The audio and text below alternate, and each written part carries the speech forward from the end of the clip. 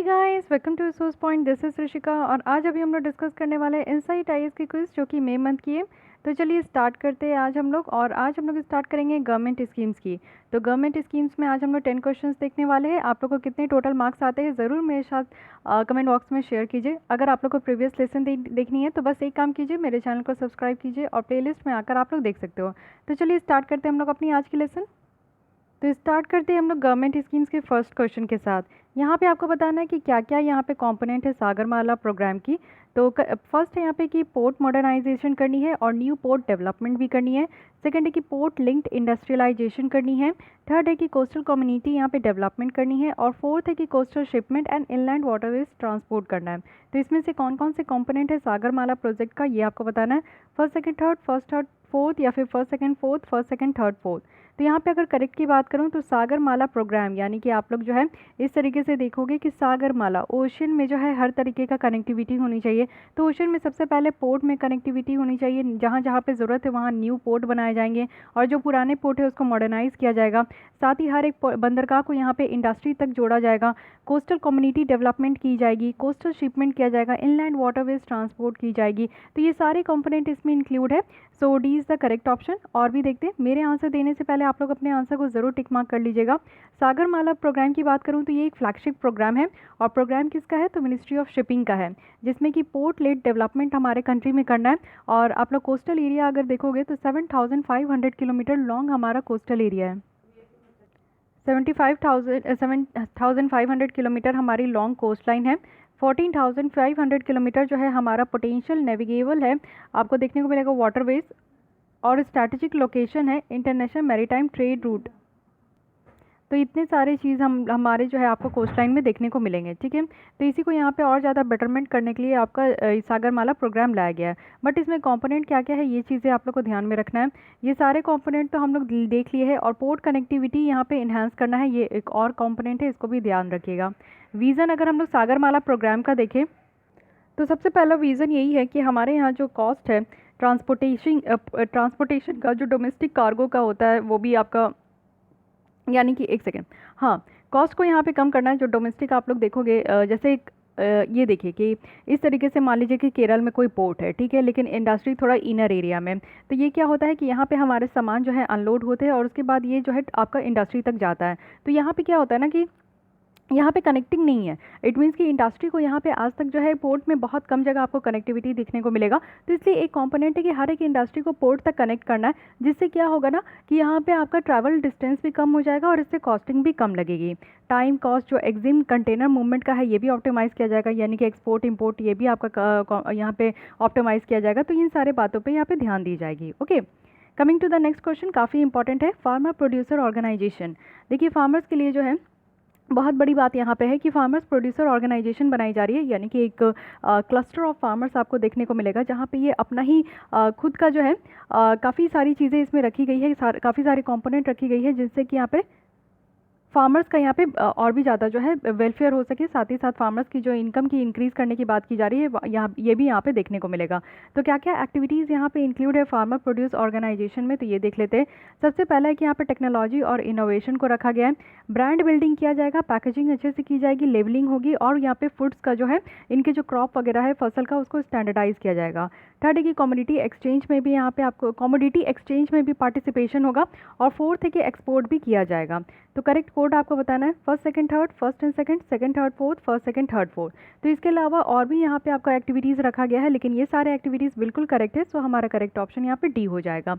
और भी एक्टिविटीज़ आप लोग देख सकते हो कि यहाँ पे और क्या क्या है कि सबसे पहले इनपुट को प्रोक्योर करना है, मार्केट इन्फॉर्मेशन यहाँ पे रखना है, यानी कि सारे फार्मर्स को, मान लीजिए कि ये आपका FPO है, इसमें क्या है कि बहुत नंबर्स ऑफ जो फार्मर्स है, सारे फार्मर्स क्या करेंगे कि यहाँ पे पहले तो उनको सारा इनपुट्स को वो जुगाड़ करेंगे। अगर कोई भी क्रॉप यहाँ पे उगाना है, क्रॉप को यील्ड कैसे बढ़ेगा, क्रॉप को कैसे और तरीके से यहाँ पे बढ़ाना चाहिए, इनपुट क्या क्या बेटर तरीके से लगाना चाहिए, साथ ही अगर क्रॉप के हार्वेस्टिंग के बाद उसको मार्केट से कैसे लिंक करना है, या फिर मार्केट में क्या मोल भाव है, दाम क्या है, ये सारे इन्फॉर्मेशन होगा। साथ ही टेक्नोलॉजी का कैसे इस्तेमाल किया जाए, कुछ नया आइडियाज़ हो, इनोवेशंस हो, वो सारी चीज़ों को इंक्लूड किया जाए। साथ ही फाइनेंस और इनपुट पे भी ध्यान दिया जाएगा। स्टोरेज ऑफ प्रोड्यूस का भी ध्यान दिया जाएगा, क्योंकि आप लोगों को पता है कि लैक ऑफ स्टोरेज होता है, जिसकी वजह से फार्मर्स के जो फसल होते हैं बहुत बर्बाद होते हैं। साथ ही अगर देखें तो यहाँ पे ड्राइंग, क्लीनिंग और ग्रेडिंग की भी प्रोसेस होगी। उनके जो फसल होंगे उनको ब्रांडिंग किया जाएगा, पैकेजिंग किया जाएगा, लेबलिंग किया जाएगा, स्टैंडर्डाइज किया जाएगा। साथ ही क्वालिटी कंट्रोल भी किया जाएगा, यानी कि जो क्वालिटी हमें दूसरे कंट्री में एक्सपोर्ट करना होता है उस पर हम लोग को ध्यान देना होगा। जैसे आप लोग देखो कि बासमती राइस जो है हम लोग पूरे वर्ल्ड में एक्सपोर्ट करते हैं, बट हमारा जो कॉमन राइस होता है ना, समटाइम्स आपको देखने को मिलेगा कि दूसरे कंट्रीज़ उनको अपने यहाँ अलाउ नहीं करते, जस्ट बिकॉज कि उनको क्वालिटी अप्रूवल नहीं दिया जाता है हमारे प्रोडक्ट को। उनको लगता है कि क्वालिटी सही नहीं है, तो क्वालिटी पे ध्यान देना है। ऐसे सिर्फ राइस ही नहीं है, बहुत सारे प्रोडक्ट है जो कि हमारा एक्सपोर्ट होता है, लेकिन दूसरे कंट्रीज उनको अपने कंट्री में इम्पोर्ट करने में थोड़ा सा हिचकिचाते हैं, क्योंकि उनकी क्वालिटी कंट्रोल जो होता है ना, उसमें हमारे प्रोडक्ट पास नहीं हो पाते। तो इसलिए सारे जितने भी फसल है उनका क्वालिटी कंट्रोल करना है, और साथ ही साथ मार्केटिंग करना है इंस्टीट्यूशनल बायर्स का, कमोडिटी एक्सचेंज में पार्टिसिपेट भी करना है, और साथ ही साथ एक्सपोर्ट करने पे भी ध्यान रखना है। यानी कि ऐसा यील्ड होना चाहिए जिससे कि यहाँ पे ज़्यादा से ज़्यादा पैदावार होगा, तो फार्मर्स ज़्यादा से ज़्यादा एक्सपोर्ट करेंगे। ठीक है, अब आते हैं थर्ड क्वेश्चन में। यहाँ पे भी आपको करेक्ट बताना है। फर्स्ट है कि ईट राइट मूवमेंट, ये WHO के द्वारा लॉन्च किया गया है, जिसका यहाँ पे एम है कि जो सॉल्ट और शुगर कंजप्शन है, ऑयल कंजप्शन है, उसको 3 ईयर में 30% तक कम करना है। ना जाने हम लोग कितनी बार डिस्कस किए हैं कि नहीं, क्वेश्चन भी पहले भी हम लोग सॉल्व किए हैं, तो आई थिंक कि आप लोग इसमें समझ पाओ। सेकंड है कि ईट राइट मूवमेंट जो है, इसको इंडिया का फ्लैगशिप पब्लिक हेल्थ प्रोग्राम जो है उसके साथ अलाइन किया गया है, जिसको पोषण अभियान कह रहे हैं और स्वच्छ भारत मिशन कह रहे हैं। थर्ड है कि FSSAI जो है, इनके द्वारा एक लिमिट रखा गया है टोटल पोलर कंपाउंड्स का, जो कि यहाँ पे 25% है कुकिंग ऑयल होना चाहिए, और इसमें जो इतना भी हार्मफुल इफेक्ट है, यानी कि जो रीयूज़ कुकिंग ऑयल होता है उसको यहाँ पे रोकना है। जैसे आप लोग देखते हो कि एक बार तेल में अगर आपने कुछ पका लिया, छान लिया, उसके बाद वो तेल बच जाता है, फिर उसमें आप लोग कुछ पकाते हो तो वो थोड़ा सा बॉडी के लिए हार्मफुल होता है। तो यहाँ पे आपको करेक्ट बताना है, first and second, second and third, first and third, first second third. देखिए इतना बड़ा बड़ा स्टेटमेंट दिया गया है, तो यहाँ पे क्या होता है ना कि इस तरीके का क्वेश्चन आपको यूपीएससी में देखने को मिलेगा, लेकिन यूपीएससी सिर्फ आपसे ये चाहता है कि आप बेसिक चीज़ जानते हो कि नहीं, ये जानते हो कि नहीं कि ईट राइट मूवमेंट आया है तो ये किसके द्वारा लाया गया है, बहुत इंपॉर्टेंट हो जाता है। थर्ड स्टेटमेंट में बात किया गया है FSSAI, और यहाँ पे हम लोग बात कर रहे हैं WHO का। ठीक है, तो यहाँ पे जो ये मूवमेंट लाया गया है ये FSSAI के द्वारा लाया गया है, इसलिए हमारा फर्स्ट स्टेटमेंट इनकरेक्ट होता है। और जैसे ही फर्स्ट स्टेटमेंट इनकरेक्ट होता है, हमारे पास करेक्ट ऑप्शन है जो कि है बी। इट मीन्स कि सेकंड एंड थर्ड स्टेटमेंट यहाँ पे करेक्ट है। देखिए ये FSSAI के द्वारा लाया गया food safety and standard authority of India. ये मूवमेंट इसलिए लाया गया है, जो वाइट पॉइजन होता है जिसको हम लोग सॉल्ट और शुगर कहते हैं, उसके कंजप्शन को कट करना है। ऑयल आपको ज़्यादा से ज़रूरत से ज़्यादा नहीं खाना है। 3 साल में 30% इसको कम करने का टारगेट है। ठीक है, साथ ही यहाँ पे इंगेज करना है, लोगों को अनेबल करना है कि वो अपने हेल्थ पे ज़्यादा ध्यान दे, अपने आप को वेलबींग बनाए। और इसको यहाँ पे आपका लिंक किया गया है जो पोषण अभियान है, जिसमें कि न्यूट्रिशन लेवल पे ध्यान दिया जाएगा। और साथ ही साथ आप लोग देखोगे कि अनेमिया मुक्त भारत है, आयुष्मान भारत योजना है, स्वच्छ भारत मिशन है, इन सारे यहाँ पे हमारे इंडिया में जितने भी स्कीम हैं जो कि हेल्थ से रिलेटेड आपका बात करते हैं, उसमें इनको लिंक किया गया है। ठीक है, ये ध्यान रखिएगा। Coming to the fourth question, काफ़ी ट्रिकी क्वेश्चन है, ध्यान से पढ़िएगा। प्रमोशन ऑफ डिजिटल ट्रांजैक्शन, इसमें डिजिटल पेमेंट भी इंक्लूड है, तो ये किसका रिस्पॉन्सिबिलिटी है आपको ये बताना है। क्या ये RBI का रिस्पॉन्सिबिलिटी है? आगे आते हैं, मिनिस्ट्री ऑफ फाइनेंस या फिर NPCI या फिर MITI, ये किसका रिस्पॉन्सिबिलिटी है ये बताना है। थोड़ा सा सोच लीजिए, पॉज कर लीजिए, फिर मेरे सवालों का जवाब दीजिए। यहाँ पे जो करेक्ट आंसर है वो है डी, इट मीन्स की MITI, यानी कि ministry of electronics and information technology, इसका आपको देखने को मिलेगा कि ये रिस्पॉन्सिबिलिटी है। डिजिटल इंडिया प्रोग्राम हमारे यहाँ एक फ्लैगशिप प्रोग्राम है जो कि गवर्नमेंट ऑफ इंडिया का है। इसमें विजन है गवर्नमेंट का कि इंडिया को ट्रांसफॉर्म करना है डिजिटली एम्पावर्ड सोसाइटी और नॉलेज इकॉनमी में। फेसलेस, पेपरलेस, कैशलेस, ये वन ऑफ द आपका प्रोफेस्ड रोल है डिजिटल इंडिया का। तो यहाँ पे आपका MITI है जो कि देखोगे कि ये रिस्पॉन्सिबिलिटी है कि यहाँ पे डिजिटल इंडिया को और भी ज़्यादा बढ़ावा दें। Coming to the next question, यहाँ पे आपको बताना है कि कौन कौन से बोर्ड हैं जो कि यहाँ पे ministry of commerce and industry के अंदर आते हैं। Coffee board of India, spice board of India, national jute board या फिर टोबैको बोर्ड ऑफ इंडिया। तो यहाँ पे आपको बताना है कि कौन कौन से बोर्ड है जो कि यहाँ पे डायरेक्टली आपका ministry of commerce and industry के अंदर आते हैं। काफ़ी इंटरेस्टिंग है, देखिएगा। देखिए सबसे पहले है कॉफ़ी बोर्ड ऑफ इंडिया। तो कॉफ़ी बोर्ड आप लोग समझ सकते हैं कि हाँ कॉमर्स और इंडस्ट्री के अंदर है। स्पाइस बोर्ड भी कोई अलग नहीं है, इसी में है। टोबैको बोर्ड भी इसी में है, लेकिन ये नेशनल जूट बोर्ड है। तो आपको लगता है कि इसका क्या फंडा होगा? तो आइए आगे देखते हैं। लेकिन थर्ड यहाँ पे अगर आप लोग रिमूव कर पाओ, एलिमिनेट कर पाओ, तो आप लोग आंसर तक पहुँच जाओगे, जो कि बी है। नेशनल जूट बोर्ड की बात करें तो ये आपका एक कानून के द्वारा गवर्न किया जाता है, जो कि यहाँ पे नेशनल जूट बोर्ड एक्ट 2008 है, और ये डायरेक्टली मिनिस्ट्री ऑफ टेक्सटाइल के अंदर आता है, ना कि ministry of commerce and industry के अंदर। ओके, टी बोर्ड इंडिया है, जो कि यहाँ पे ministry of commerce and industry के अंदर आता है, तो ये भी याद रखना है, ठीक है। Coffee board, spice board, tea board, tobacco board, इसके अलावा भी आपका और भी है, उसको भी ध्यान रखिएगा। 6 में आते हैं ethanol blending in petrol in India के बारे में बताया जा रहा है, तो आपको करेक्ट बताना है। फर्स्ट है कि इथेनॉल ब्लेंडिंग इन पेट्रोल जो है ये आपका लास्ट 6 ईयर्स में 10 टाइम्स बढ़ चुका है। सेकंड है कि गवर्नमेंट का एम है कि 10% ब्लेंडिंग परसेंट यहाँ पे इथेनॉल का अचीव करना है पेट्रोल में, वो भी 2022 तक। थर्ड है कि 2G बायो रिफाइनरीज यहाँ पे जो सेटअप किया जा रहा है, इससे क्या है कि जो क्रॉप बर्निंग है उसको यहाँ पे कम किया जा सकता है कि एग्रीकल्चर रेसिड्यू को इथेनॉल में कन्वर्ट करके। तो आपको करेक्ट बताना है कि करेक्ट कौन सा है, first and second, first and third, second and third, first second third. तो यहाँ पे अगर बात करूँ तो तीनों स्टेटमेंट बिल्कुल करेक्ट है। So third D is the correct option. Ethanol blending यानी कि आप लोग पेट्रोल में देखोगे कि इथेनॉल को ब्लेंड किया जाता है, जिससे पॉल्यूशन कम होता है, आपका कार्बन इमिशन कम होता है। तो सरकार का यही टारगेट है, क्योंकि पॉल्यूशन कम करना है, इमिशन कम करना है, तो 2022 तक 10% यहाँ पे इथेनॉल ब्लेंडिंग का काम किया जा रहा है।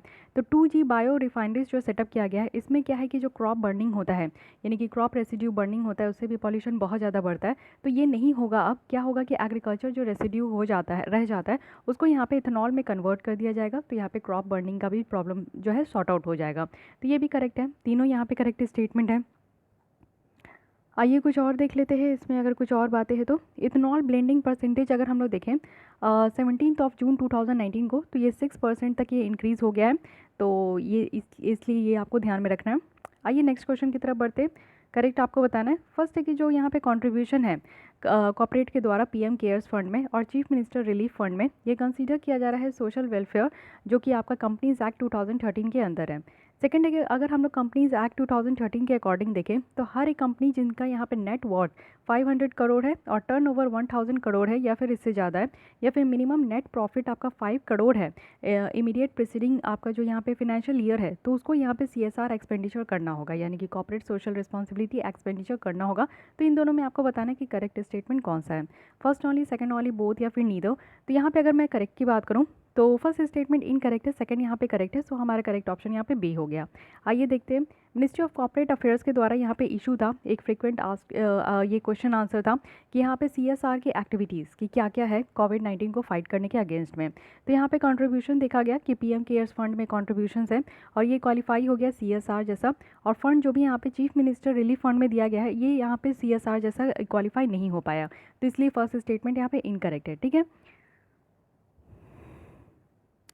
ये जो चीफ मिनिस्टर रिलीफ फंड है इसको यहाँ पे इंक्लूड नहीं किया गया कंपनीज एक्ट 2013 के स्केड्यूल 7 में, इसलिए ये यहाँ पे आपका डिक्लेयर नहीं किया गया है। ठीक है, अब आते हैं 8 क्वेश्चन की तरफ, जो कि आपका फेज़ 3 है प्रधानमंत्री सड़क योजना के ग्राम सड़क योजना के बारे में आपको करेक्ट बताना है। फर्स्ट है कि जो फेज़ 3 है इसका एम है कि 1,25,000 किलोमीटर को यहाँ पे कंसोलिडेट करना है रूट्स मेजर रूरल लिंक करके, और यहाँ पे जो हैबिटेशन है ग्रामीण agriculture market higher secondary schools और हॉस्पिटल, इसको आप कनेक्ट करना है। सेकेंड है कि ये स्कीम जो है ये आपका वेस्ट प्लास्टिक यूज़ करेगा, कोल्ड मिक्स टेक्नोलॉजी यूज़ करेगा मेजर पोर्शन ऑफ रोड बनाने के लिए। थर्ड है कि ये प्रोजेक्ट आपका फंड किया जा रहा है दोनों सेंटर और स्टेट के द्वारा। तो आपको करेक्ट बताना है कि करेक्ट कौन सा है, first and second, first and third, second and third, first second third. तो ये एकदम सिंपल सा स्टेटमेंट है। तो तीनों स्टेटमेंट बिल्कुल करेक्ट है, D is the correct option. Third phase आपको यहाँ पे देखने को मिलेगा कि 1,25,000 तक यहाँ पे आपका कनेक्टिविटी बढ़ेगा, और थर्ड फेज स्टार्ट हो चुका है 2019 से 2025 का है। फंडिंग पैटर्न क्या है कि सेंट्रली स्पॉन्सर है, तो एज यूजुअल 60% सेंट्रल गवर्नमेंट, 40% आपका स्टेट गवर्नमेंट। नॉर्थ ईस्ट के लिए 90-10 का रेशियो रहता है। ठीक है, आते हैं 9th क्वेश्चन नंबर में, ये है विद्यादान 2.0, करेक्ट बताना है। फर्स्ट है कि ये नेशनल प्रोग्राम है जो कि ministry of human resource development के द्वारा यहाँ पे लॉन्च किया गया है कि लर्निंग कंटेंट को कंट्रीब्यूट करना और डेवलप करना। सेकंड है कि जो कंटेंट है ये आपका दीक्षा ऐप में ही इस्तेमाल किया जाएगा, जिससे कि मिलियन ऑफ चिल्ड्रंस जो है हमारे कंट्री में वो कंटिन्यू कर सके अपनी पढ़ाई कभी भी कहीं से भी। थर्ड है कि जो कंट्रीब्यूशन है वो सिर्फ यहाँ पे आपका सब्जेक्ट एक्सपर्ट्स के द्वारा ही किया जा सकता है।